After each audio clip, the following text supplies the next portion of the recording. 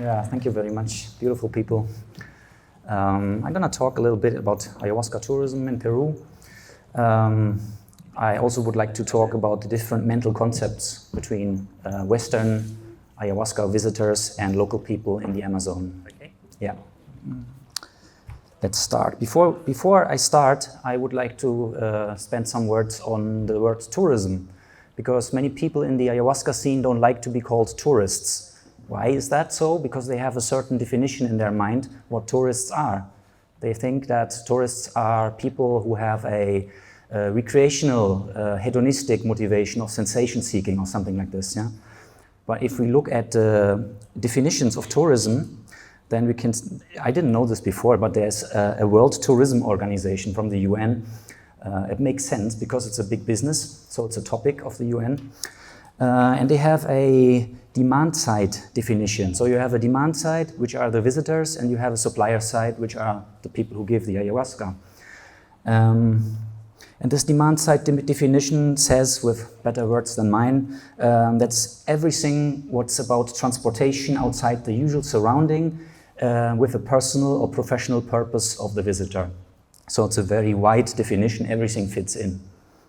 And that's important because we have different types of ayahuasca seekers, not only the spiritual one, not only the psychotherapeutic one, but there are also other types. I will talk about this later. And then there are other definitions, for instance, from the supplier side. You know? And they say, for instance, all forms of delivery of travel experiences are tourism. So when you want to make a study about this phenomena, then you come to the point, how do I name it? And then you are into this discussion, to call it tourism or not call it tourism. Somebody who tried to solve this problem was Tapper. He introduced the term cross-cultural vegetalismo. This helps a little bit, but it doesn't solve all problems, because how do you call a Western person serving ayahuasca to Westerners in a Western country? Then it's not cross-cultural anymore, you know. But anyway, let's start. So I would like to start to talk a little bit about the development. The first time a non-scientific audience got interested in ayahuasca was around 1963 with the famous book, The Yahé Letters of William Burroughs and Allen Ginsberg. I read this book, I didn't like it, but it's important because it was the first non-scientific as far as I know.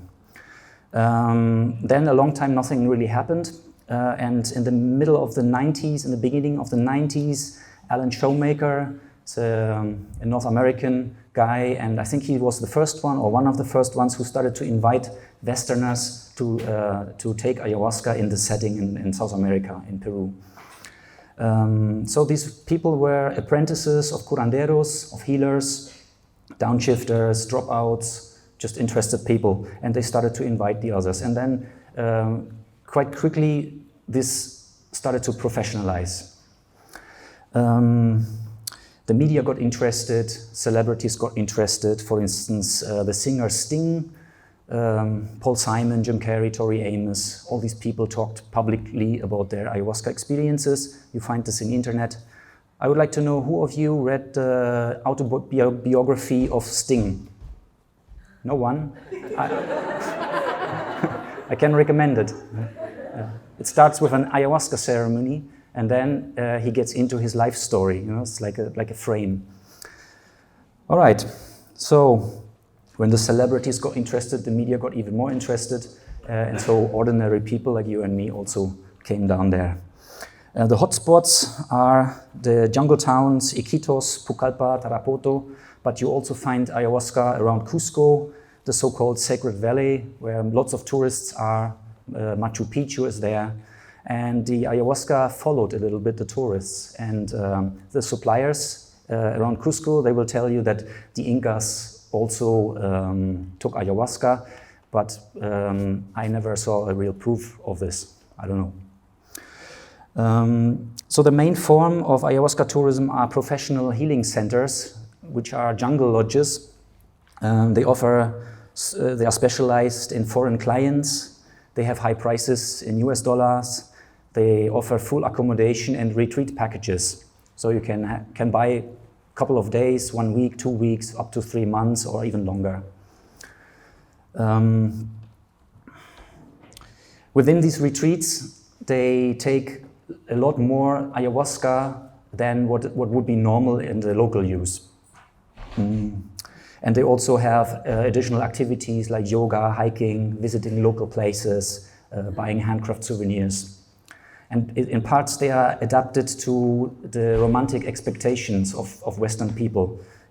So they are very often located in the nature, which doesn't have to be necessarily in a non-touristic setting.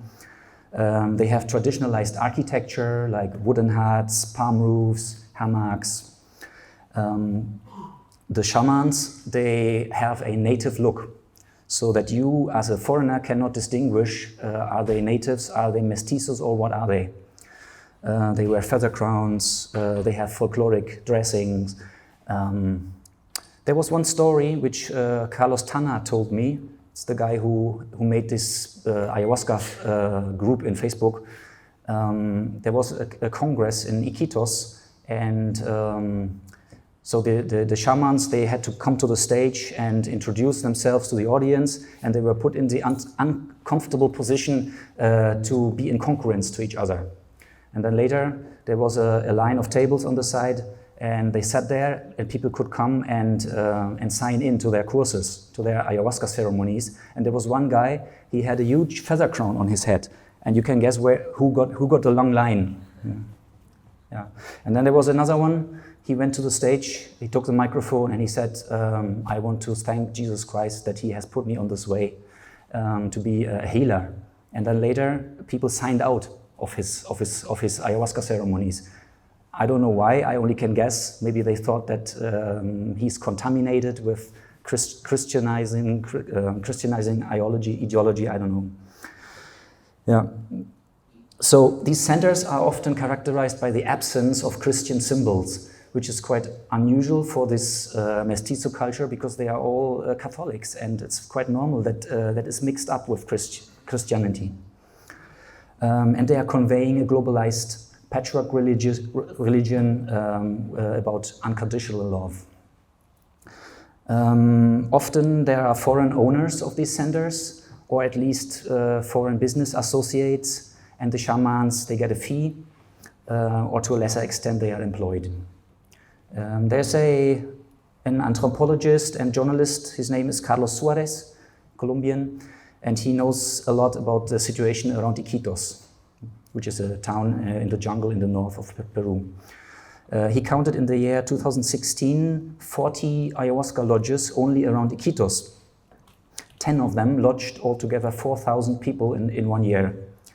And every person paid between $100 and $200 per night, and they stayed on average more than 1 week. So if you count this together, these 10 centers, they made $5,600,000 over the year. That means 140,000 per center. They have little expenses, little salaries, and to me, the interesting question comes up: with whom does the money stay? And also the question, when you book from the internet, can you know as a normal ayahuasca tourist? And being an average ayahuasca tourist, are you interested in this? I cannot answer this question, but they appear naturally when I see these centers. There's an interesting article. It's a little provocative, but I recommend reading it from Carlos. You will find it in the internet. It says why you will never get a traditional ayahuasca treatment.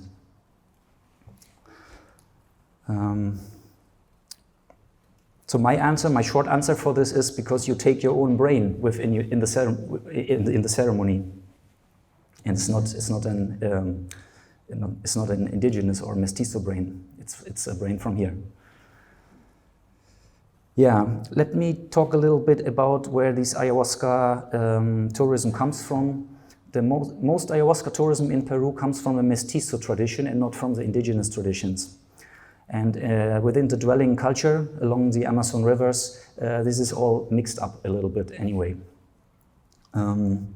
So some informations. These culture there is traditionally a culture of freedom of the individual. So in the jungle, you can do whatever you like to. There's no law, there's no government. But it's a culture of exchange, of balance, and of participation of the community.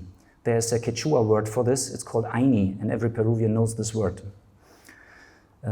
That's a nice thing, but the bad thing about the nice thing is that it's impossible to accumulate wealth.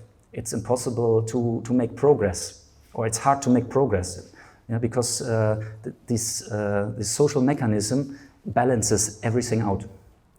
And how do they do this? If you try to get rich and without letting others participate in the source of your richness, then they're gonna rob you, they perform defamation on you, or even worse, brujeria, witchcraft. Yeah. So curanderismo, healing, has been a business long time before the West got interested in it. So for them, it's not a problem. It's a little bit different with North American Indians.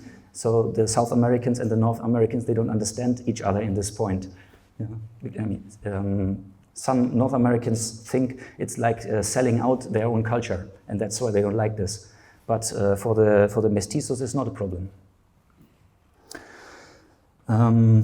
Traditionally, a client with serious issues had to stay a long time in the house of the healer, and so it meant a burden for the healer. Maybe the client could help a little bit in the house, could provide some food, preferable money, but it was a kind of burden. And now with the foreigners and with the rich guys from Lima, this has changed. So every day the guest stays longer means more money. And suddenly, for these people, it's possible to accumulate wealth in this society, and this also brings problems. It brings social disbalance when the neighbor can hardly afford a taxi into town, and you suddenly have mountains of dollars. And it also produces envy. Envy has been a problem among curanderos a long time, so they constantly blame each other for being a witch doctor.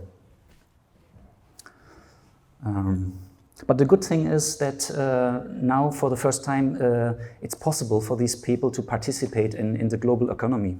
Why not? So Carlos Tana, he told me when he conducted the first ayahuasca retreats, and when he gave the money to this curandero where he learned from the first time, the guy came back from town with a big television, and Carlos thought, "Oh no, por favor, no." But his second thought was, "Yeah, why not? How am I that I tell this guy he should not come into this modern culture?" Yeah.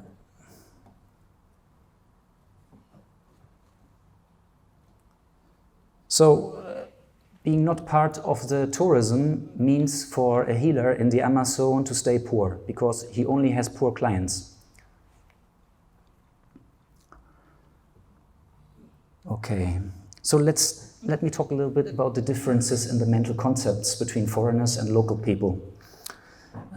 Foreigners tend to believe that ayahuasca would treat everything. We call it the medicine with big capital letters. And ayahuasca is clearly the main attraction. No, let me be precise, not ayahuasca, but their own experience of the psychedelic visual effects of ayahuasca. But tourists, foreigners have no iconographic knowledge about the contents, about the psychedelic items that appear. Foreigners are often based in alternative medicine, popular psychology, and they or we follow a kind of personal patchwork religiosity, which we call spirituality. Disease is often seen as something internal, something of the own person, and so healing is also something that takes place within the person. This sounds so obvious for us, but when I start talking about the locals, the local mental concepts, then you will see it's not obvious at all. Foreigners follow a romantic image of a harmonious Indian life versus a modern industrial commercialized life. And often it's connected with a misconception about poverty. So let me say it in a little provocative way. If you are forced by birth to sit with dirty feet around a stinky fire, then it's not romantic at all. It's not fun anymore. You know, and these people, they are forced to live there, and it's not an easy life. There's lots of concurrence. There's no social security, not a lot.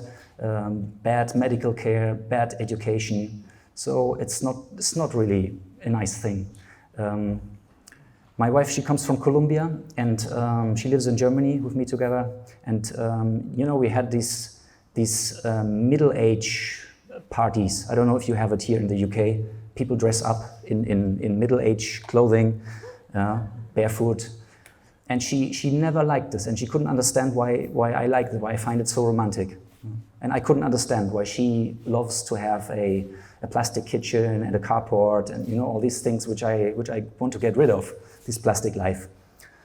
But it was a learning process for me when I saw where she comes from, that she had no choice.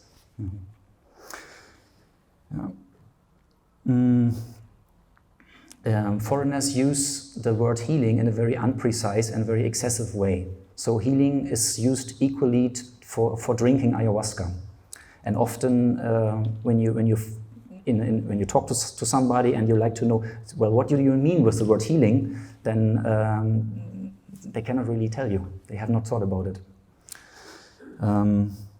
Let me talk about the local clients. Often local clients don't have the desire to drink ayahuasca because it's unpleasant, because it connects them with a dangerous spiritual world.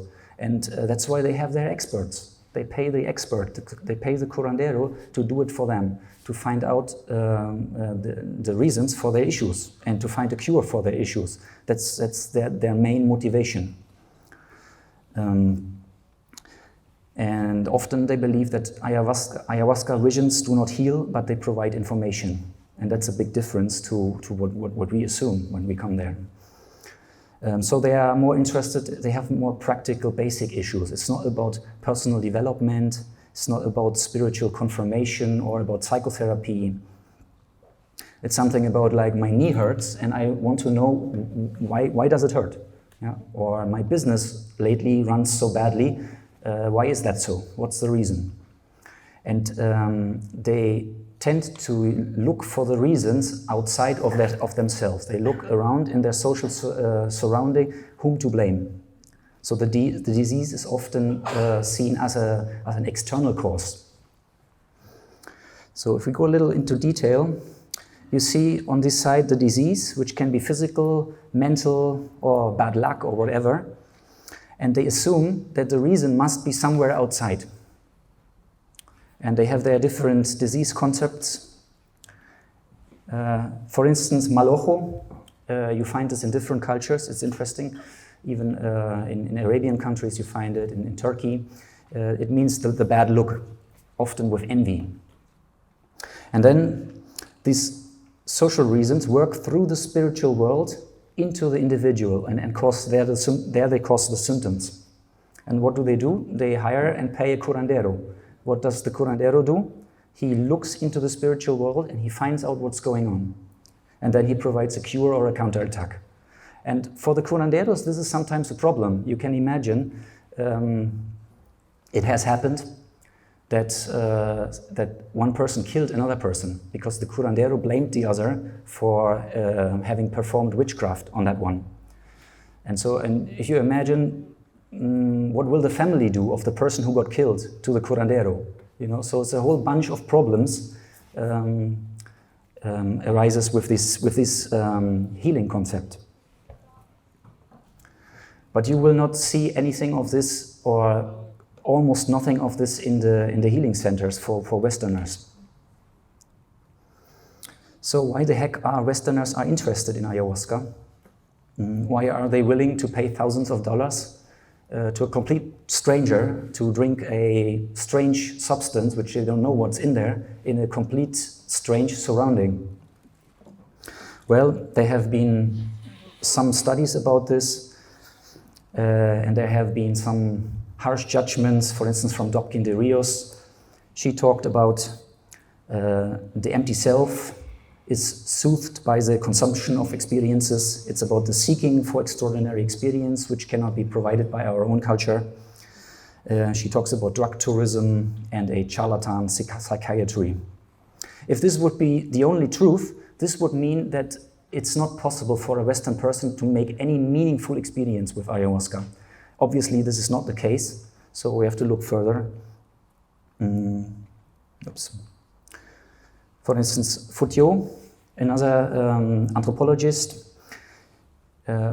she says that ayahuasca is seen as a part of everything perceived as antithesis of Western civilization. Everything that's pre-industrial, pre-modern, natural, exotic, spiritual, sacred, traditional, timeless. So shamanism is perceived as a rebellion against a Western consumerist culture, and it's perceived as a useful tool for personal optimization. She says it's a Western romantic misconcept of shamanism that would represent an ancient time when people lived in harmony with each other and with the nature. So ayahuasca tourism would be an expression of the same Western individualism which they are criticizing at the same time. It's about psycho-spiritual self-optimization. It's a very harsh judgment, right? So then there's Bayer, which I like a lot. I can recommend his book. Who has read the book Singing to the Plants? Read it. It's so nice. Tells you everything about mestizo shamanism. He did interviews with mestizo shamans, and these people told them how the foreigners are. And they said that they tend to be esoteric people with spiritual interests. They would be confused personalities, they would be tormented and burdened with mental problems, and they would be less interested in physical healing than local clients.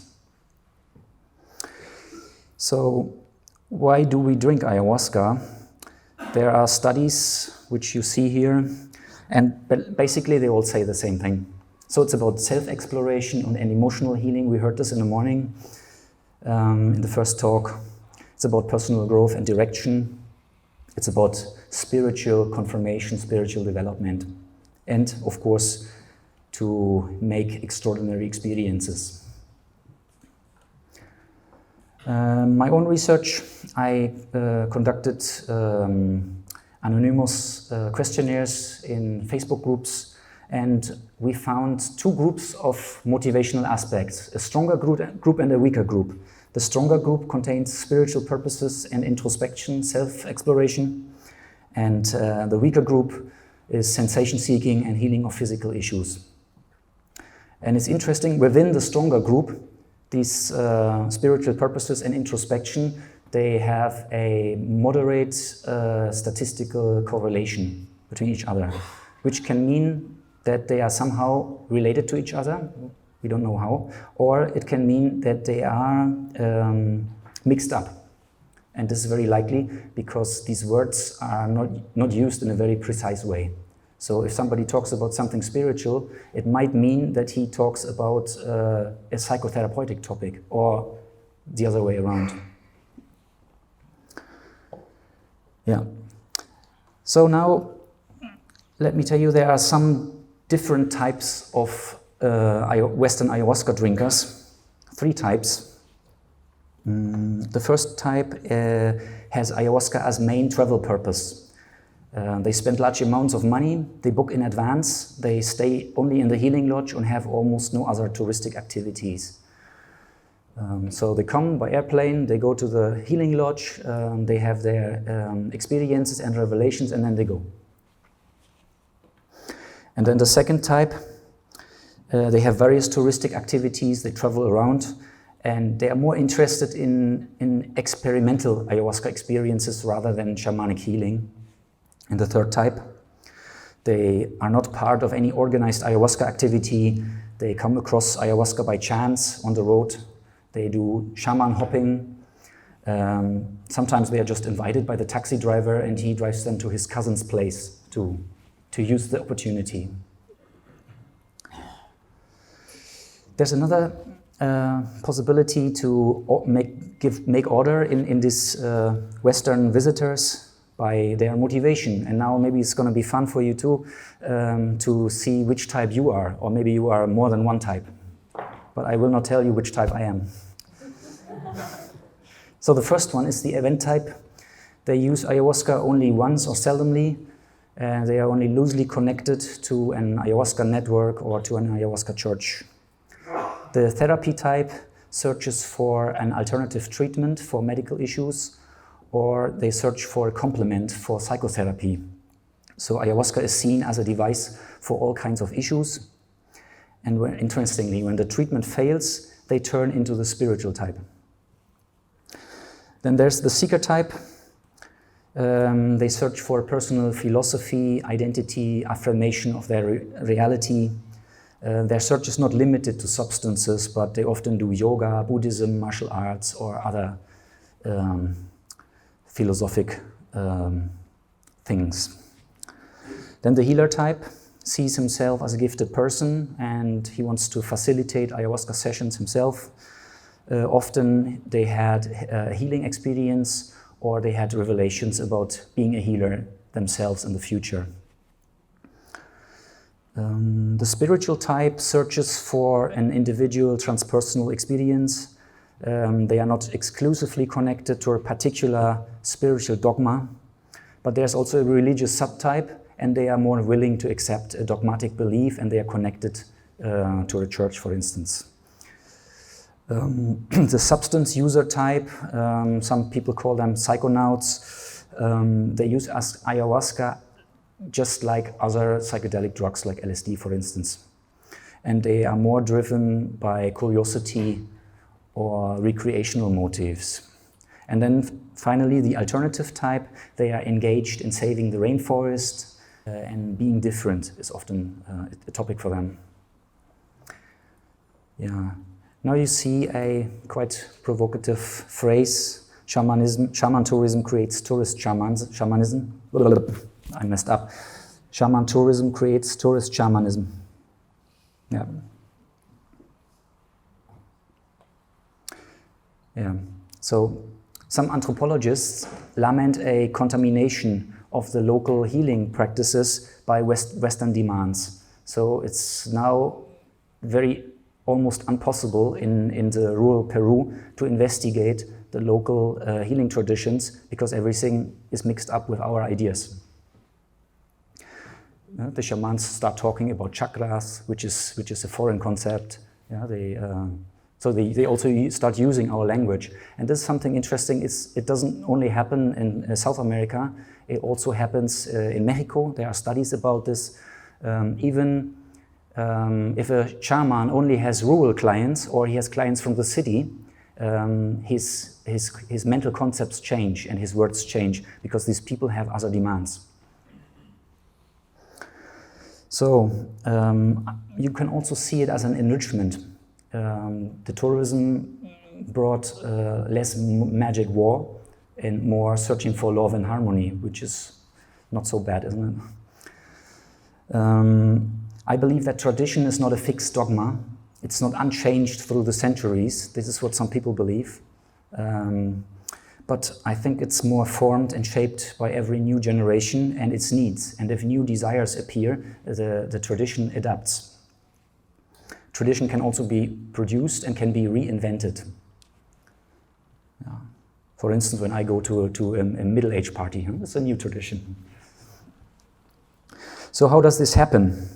How do common standards emerge in ayahuasca tourism? Standards which some people call tradition. I have a model. Come on, model. Where are you? There it is. So, on the one side, you see the demand side, the foreign visitors. On the other side, you see the supplier side. And they together form the tourism in the middle. The foreign visitors, according to my demographic research. They are mostly white people, well-educated, middle-class people, around 30 years old, but the range is huge in age. They all very often have previous drug experiences and previous experience with self-optimizing techniques like yoga, psychotherapy, alternative therapies. But they are not just single people, they are embedded into their culture, yeah, and into their cultural streams, like we all are. And some influences you see here. There's something which is called among anthropologists fluid religiosity.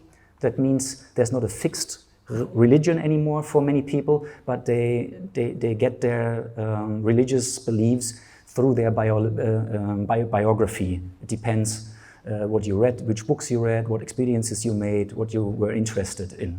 And then it's a kind of fluid patchwork religion. Then you have neo-shamanic beliefs. Of course, there's a personal motivation. You have these alternative medicine concepts, popular psychology, and the romantic image of the good Indian. And all this together forms our expectations in our brains, in our hearts. And we take these expectations to South America. And on the other hand, the mestizo curanderos, they also have their culture in which they are embedded.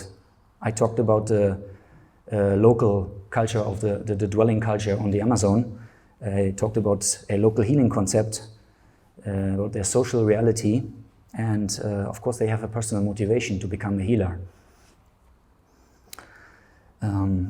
And with all these, they have beliefs about what foreign ayahuasca searchers expect. You see, it's a circle of mutual expectations. And this together forms the standards. Now you have a reduced tourism shamanism,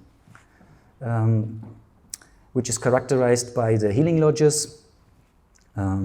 It's characterized by traditionalization, globalization, professionalization, reduction and exaggeration. So what do I mean by reduction and exaggeration? So there are more elements in the healing traditions than just ayahuasca.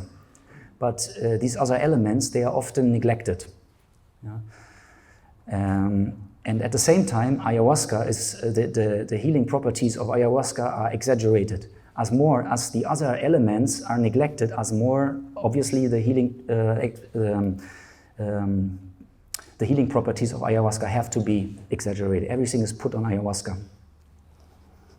Yeah. And if Mr. Trump would take ayahuasca, then it would be a better world. You know? Maybe it's true. Yeah. So let me come to the end of my little speech. What's positive about it? That the ayahuasca shamanism comes from war to love. It's less magic war, less brujeria. It's more about finding something good to become a better person. Yeah. And another thing I would like to say about authenticity. I believe that the good thing about ayahuasca is that the authenticity lies within the personal ayahuasca experience and within the belief of the client in his personal experience. And because these visions, they are so realistic, it makes it easy for a skeptical person like me, and maybe you, to believe in it. Yeah. And this is independent from the maybe artificial tourist shamanistic setting in which these experiences take place. Okay, thank you very much. That's it.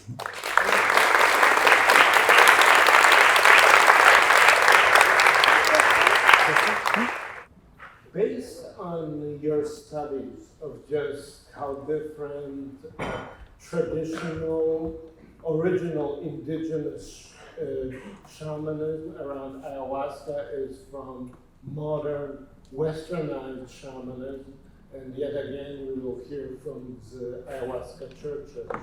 What does this experience of the tremendous cultural shift that has happened, what does that indicate to the potential of ayahuasca as a medicine itself when it encounters new cultures all around the world today and in the future?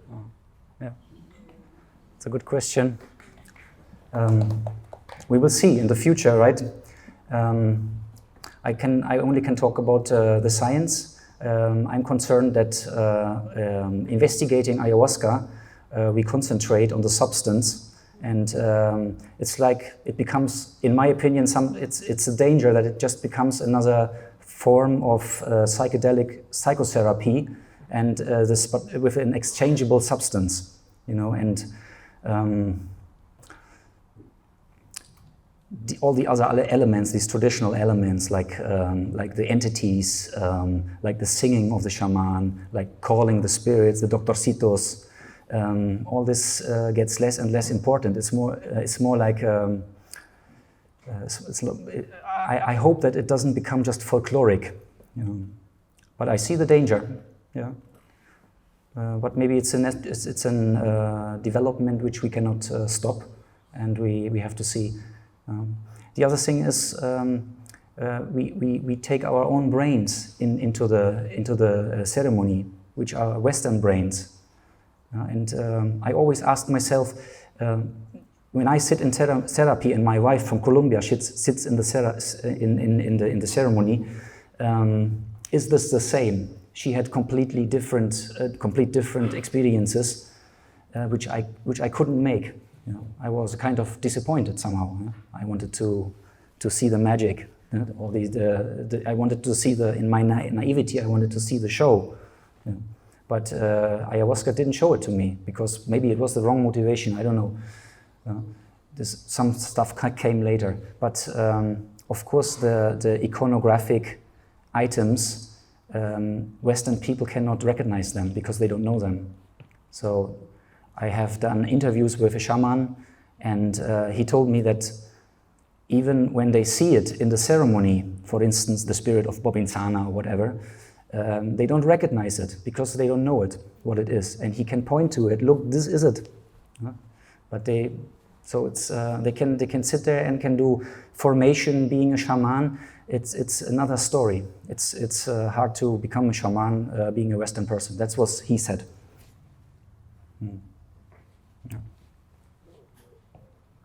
Thanks a lot, John. Yep.